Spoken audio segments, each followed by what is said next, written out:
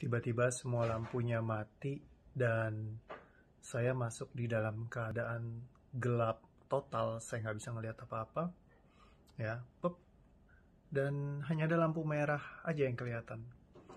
Itu pengalaman saya tadi terjebak di dalam lift. Ya, jadi liftnya entah kenapa saya masuk ke lift itu, lift barang, ya, terus tiba-tiba dia berhenti, nggak bisa bergerak, dan saya nggak pegang handphone saya karena handphone saya lagi saya taruh, karena saya cuma ngambil barang doang di bawah, balik lagi ke atas, ya. Suddenly liftnya berhenti. Ketika liftnya berhenti, dipencet nggak ada yang berfungsi sama sekali. Hal yang pertama saya lakukan adalah kontak ke pengawasnya gitu ya. Habis itu dia bilang, tunggu sebentar ya Pak, kita panggilkan dulu krunya. Nah, ketika panggilkan kru, butuh waktu buat dia ini. Saya coba pencet-pencet tombol yang biasa dipencet, misalkan kayak buka, tutup, terus nyala-nyalain tombol lantai yang lain, tapi tetap tidak ada reaksi apa-apa. Jadi, yang pertama saya lakukan ya, saya diam dulu, saya relax, saya tenangkan diri. Memang sih nggak ada trigger apa-apa ya kalau saya cek lagi bentar, saya coba pikirin. Ya, saya cuma mikir, oke, semuanya masih oke, lampu masih ada, AC masih nyala. Bagaimana yang if the worst things happen, misalkan liftnya goyang, ya, atau misalkan kayak eh, kalau misalkan lampunya mati, apa yang bisa saya lakukan? Yang ada yang bisa saya lakukan juga sih. Saya hanya bisa menenangkan diri saja. Jadi akhirnya saya memilih untuk duduk bersantai ya sambil goleran. Handphone nggak ada handphone, jadi saya nggak bisa komunikasi apa-apa. Satu-satunya komunikasi saya adalah lewat si tombol telepon itu gitu yang ada di liftnya. Berlangsung kurang lebih sekitar 10 menit. Saya nunggu, nggak ada pertolongan yang datang. Terus tiba-tiba lampunya mati, lampunya mati, gelap sekali, pekat, saya nggak bisa lihat apa-apa. Ya, terus habis itu sekitar beberapa detik kemudian mata saya mulai menyesuaikan diri. Ternyata ada satu lampu yang menyala, yaitu lampu ke lantai saya gitu ya. Ada lampunya nyala gitu. Nah, ya sudah, saya pencet aja semua tombol yang lain. Jadi ada mode penerangan yang bisa saya lakukan lah untuk bisa ngelihat di sekeliling saya. In case kalau ada gerandongnya kan, jadi saya bisa ajak berantem gitu ya. Ya, biasa kalau kita punya sudut pandang tentang hal-hal yang mistis, yang negatif gitu ya.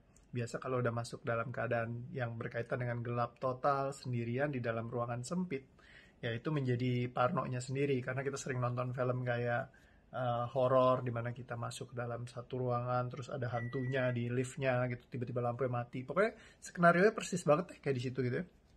Terus liftnya sedikit bergoyang, jeglek. Ya, habis itu eh, nggak tetap pitch black ya, jadi saya diam aja duduk di lantai nyantai, relax sebentar. Nggak lama, sekitar mungkin 5 menit lah.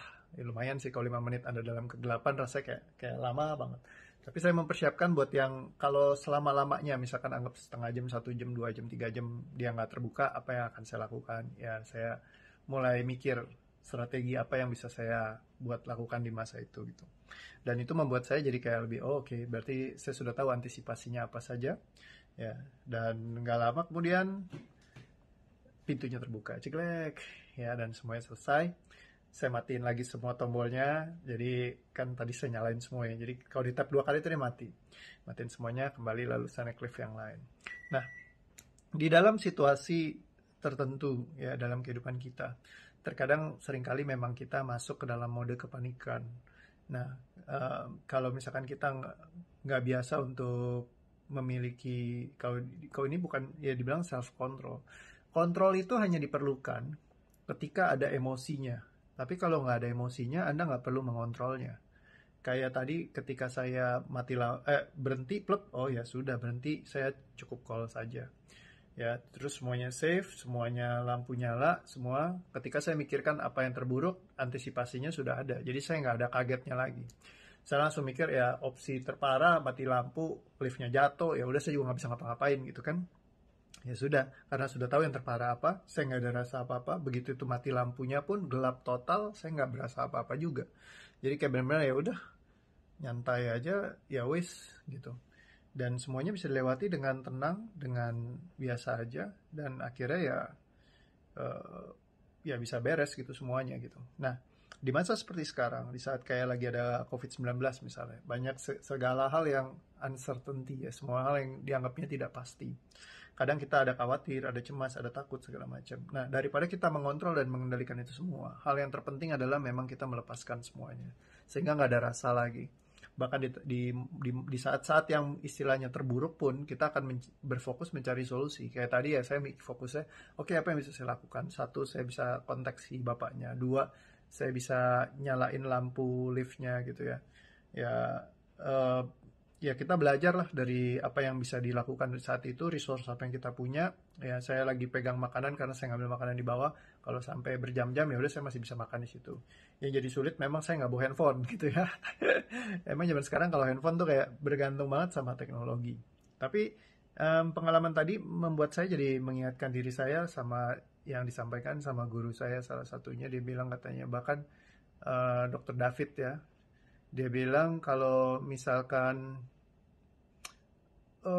sampai terburuk sekalipun situasi di mana kamu tidak punya teknologi sama sekali, apa yang bisa kamu lakukan? Gitu, kayak misalnya hari ini nggak ada yang namanya internet, hari ini nggak ada yang namanya listrik, air, segala macam utilitas mati. Apa yang kamu bisa lakukan gitu? Nah, ketika kamu biasa aja terhadap hal itu, kamu nggak ada rasa takutnya lagi, dia bilang nggak ada fear-nya, dan kamu selalu bisa menentukan langkah-langkah apa yang kamu ingin ambil. Dan di saat nggak ada ketakutan itulah justru detik dimana kayak kamu bisa melakukan semuanya dengan sangat-sangat bebas, karena kamu nggak di drive dari ketakutannya kamu, nggak di drive dari emosinya kamu. Nah, jadi kalau buat saya pribadi, terlepaskan dari semua emosi itu adalah sesuatu hal yang menyenangkan. Ada orang yang bilang namanya takut ya biasa, hal yang wajar, eh, cemas ya biasa. Kalau buat saya ya itu wajar buat mereka.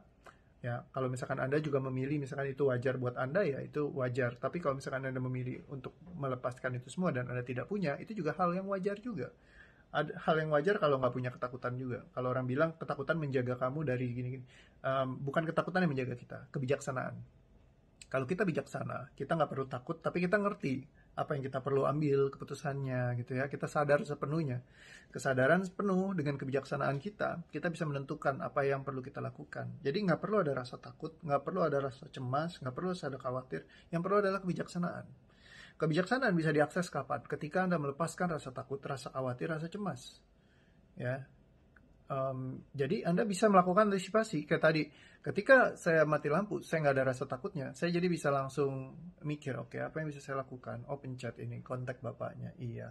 Begitu lampu yang mati, apa yang bisa saya lakukan ya? Oh, ininya dinyalain. Terus sebelum mati, saya udah mikir, oke, kalau misalkan sampai lampunya mati, apa yang bisa saya lakukan? Kalau sampai liftnya jatuh pun, apa yang bisa saya lakukan? Jadi, semua opsinya udah saya pikirkan gitu ya. Ya, jadi dengan keadaan yang benar-benar completely tenang gitu, nggak ada rasa takut sama sekali. Kalau takut kan langsung pencet, pak, tolong pak, setengah mati gitu. Terus mati lampu, wah, bisa gila ya.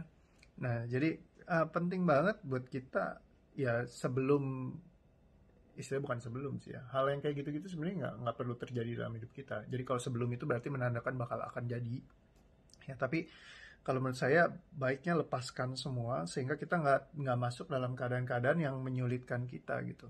Even though misalkan ada keadaan seperti itu gitu, yang benar-benar saya nggak duga juga kan, tiba-tiba liftnya berhenti, terus saya di dalam dan nggak bawa handphone gitu ya, ya udah, mau gimana lagi ya kan. Ya cuma bisa duduk santai aja, nyantai ya, saya meditasi bentar ya, nggak ngapa-ngapain juga sih, ya udah gitu doang, habis itu lewat deh.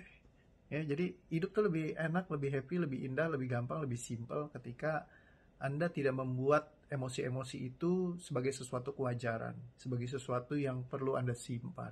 Anda nggak perlu piara emosi-emosi ini. Ya, kalau ada orang yang bilang, itu perlu dipiara, perlu diinin, Anda boleh percaya dia, atau Anda boleh ngambil alternatif yang berbeda juga. Hidup adalah pilihan. Ya, dan hidup Anda adalah pilihannya Anda. Anda mau memilih untuk mempercayai mereka, oke, mempercayai saya juga boleh. Anda mau ambil yang mana jadi pendapat Anda, yaitu pilihan Anda sendiri. Jadi nggak apa-apa. Yang penting, yang mana yang bikin Anda lebih happy, yang mana yang bikin Anda lebih bisa menciptakan lebih banyak hal besar dalam hidup Anda, itu yang lebih penting buat Anda, dan juga ya hal yang saya tetap hormati dan hargai. Oke, sip, thank you buat video ini. Semoga bisa belajar sesuatu. See you again, bye-bye.